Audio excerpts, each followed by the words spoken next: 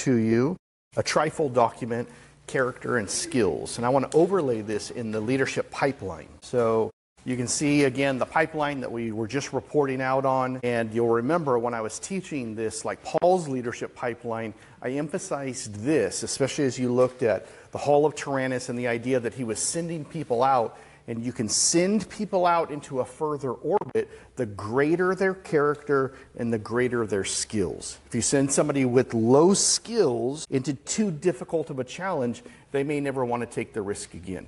If you send somebody out with low character to go do it, it may corrupt the process. So we want to increase the character and the skills so that we can send people out into wider orbits. This trifold is a part of our Wesleyan heritage, really, formed out of that idea. So let me just kind of walk you through that. To play this character and skills next to our abiders, equippers, and missionaries kind of triangle concept, character I would define as this: loving what Jesus loves for the same reason that he loves it. So whatever Jesus embodies, I want to be that kind of person, and I want the people that I'm leading, encouraging, supporting, coaching to be able to embody that same character. In skills, I want people to be able to do the things that Jesus did for the same reasons that he did them. I want to be that kind of person. I want to coach, train, encourage, support people to grow into those two types of things. George Whitefield said this about John Wesley from back in the day of the Great Awakening. He said, "My brother Wesley acted wisely.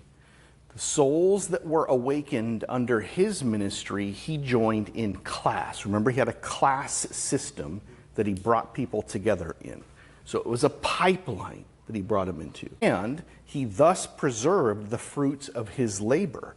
This I neglected, and my people are a rope of sand. People have said that Whitefield was the greater orator, communicator, more compelling, charismatic. He would have been more popular and had more likes as an influencer. Wesley wasn't as incredible, but what he did for follow-up in the class system that he developed was really, really important. And it, like Whitefield said, retained the fruit. Wesley, in the class system, this may be difficult to read, I'm just using it as a point of reference so you can see it as a true historical marker, used a series of questions for personal reflection in these groups, these classes. He has different size of groups that he would gather people in for the Methodism that became the Methodist Church. So I'm just going to pull a couple of examples from it, and I want to show you how it relates to and developed this trifold that you have in your hand. So number one, Wesley would gather people together, and maybe they would spend time talking about this. Am I consciously or unconsciously creating the impression that I'm better than I am? In other words, am I a hypocrite? Number four, am I a slave to dress, friends, work, or habits? Number 8, am I enjoying prayer? Number 15, am I jealous, impure, critical, irritable, touchy, or distrustful? If you want to increase the challenge and increase the invitation in your discipleship training, Wesley did a really good job with these questions. So friends of mine, I just stole all these questions from other people that had used Wesley's. You're going to see some of his questions directly in that trifold in front of you, but turned it into this triangulated version of using questions of up, in, and out. So you'll notice on the left-hand side, as you open up the trifold, you've got a column of presence, up-oriented. Because remember, presence of Jesus is our North Star. That's our values level up orientation. Then you've got in the center column the practice of Jesus in community form us. This is our in dimension column. And then on the right-hand side, you've got the proclamation of the gospel of the kingdom in word and deed as our value set for the out dimension. And then it's subdivided, top, character-oriented, developing the heart of Jesus to love what Jesus loved for the same reasons that he did it. And on the bottom, developing the skills of Jesus, doing what he did for the same reasons that he did them. Just to orient you around how this functions. If I were leading a church right now, this would be my meat and potatoes of what I would train people in. I would put every leader is in a huddle. One of the things that we do, not always every single time, we would use these questions. How would we use them? On, let's say, week 1, when we gather together. Okay, we're going to use the character and skills questions, and today we're going to celebrate and challenge. I'm going to choose for us as the leader. We're going to focus on the character in questions. Let's read them real quick. And then what I would do is you've seen me do it. I'm going to provide you 60 seconds. Identify one of these questions that you think that the Spirit of God would celebrate in your life, and identify one that you think He would challenge you to grow in. So look at what the questions are. Do I love the people in my community? Am I resting enough?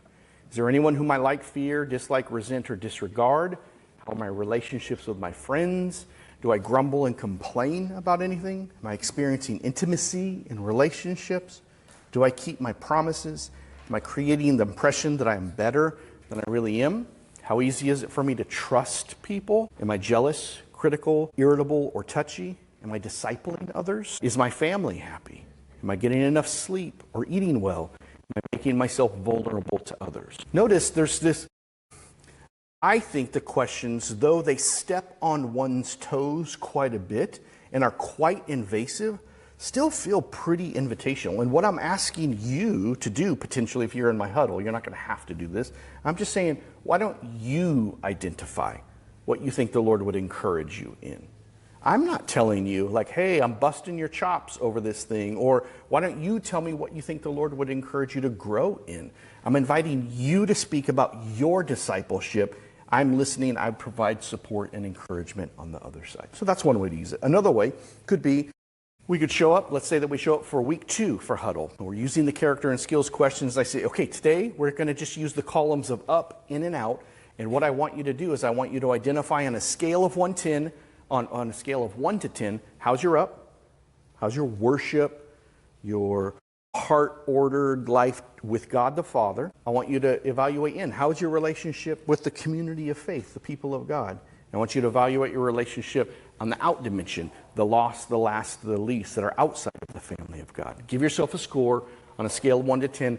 I won't be impressed whatever your numbers are. I just want you to evaluate, where you think you are. Then I'd listen to everybody, tell me where my up is a 6 right now. They'd give me an answer why. My in is a 7 right now. My out is a 3. That's usually the lowest one that people score on. And then what I would do is I would say, okay, choose a question, and whichever one is your highest or your lowest, you could lead it differently, however you want, that you think the Lord might want you to attend to today. And I let people own their discipleship in an accountable group that's sharing together. In my huddle earlier, I said, I know when I lead out in this, what's going on inside of people's mind is, do I really share the big one, or do I just share the safer one? I'm okay. If people just want to share the safe answer, that's just fine. But the more that we meet together in a rhythm of regular community, connection, intimacy, the more people will lead. And if I lead vulnerably first, my family's in a mess right now. We've been confused and disoriented over the way that things are happening. It invites other people to share more vulnerably. Third one, another way you can use these questions is you could come, let's say that you've been with your community of people for quite a while, and you just know this is an area of struggle. You could show up with one particular question. Hey, today I just want to focus in on this one. And so let's say, hey, everybody, we're going to choose character out today and recognizing people of peace. That's going to be the key question we're going to wrestle with. Let's just dig in, and I want us to really grow in this. And so let's just discern, what do you think the Lord wants us to grow in here? So notice, you can use these questions in really powerful ways. If I were leading a church, I would use these questions as really the meat and potatoes of my leaders so that we can curate high character and high skills.